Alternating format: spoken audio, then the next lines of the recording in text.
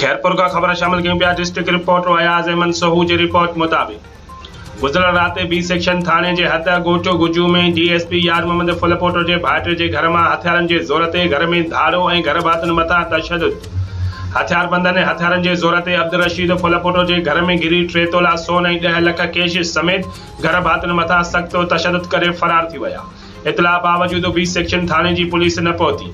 सरदार शेरदिल ज़ाहिद खान फुलपोटो ऐं फुलपोटरा बिरादरी जे माण्हुनि जो एहतजाज।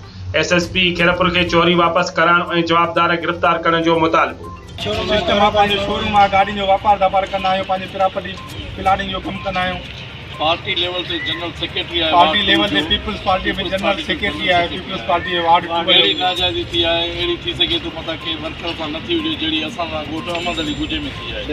ॻोठ अहमद अली गुजो हिकु पीपल्स पार्टी जा सरगर्म कारकुन ऐं वर्कर रहिया आहिनि। रशीद तमामु सरगर्म कारकुन आहे, इन सां नाजाइज़ी थी आहे। असां रशीद हिकु शरीफ़ माण्हू आहे, कारोबारी माण्हू आहे, उन सां वॾी हिकिड़ी नाजाइज़ी थी आहे। उनजे बचनि खे तमामु उनखे धक लॻा आहिनि ऐं तमामु तशदुद कयो वियो आहे।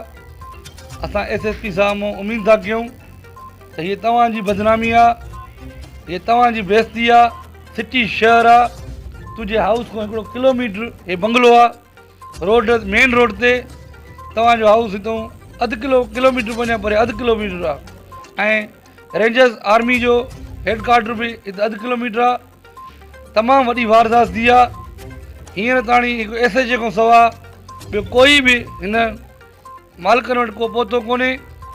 असां एसएसपी साहब खे रिक्वेस्ट कंदासीं त असां 24 कलाक अव्हांखे ॾियूं था।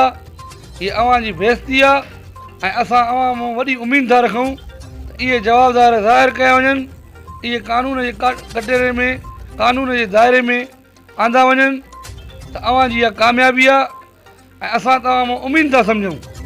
बहादुर एसपी आहियो खैरपुर जा, जे हीअ असांजा जवाबदार ज़ाहिर न कया विया, असां अव्हांजी इज़त कंदा आहियूं ऐं अव्हांखे असां हरदम जेकी आहे त सुठनि कमनि ते तव्हां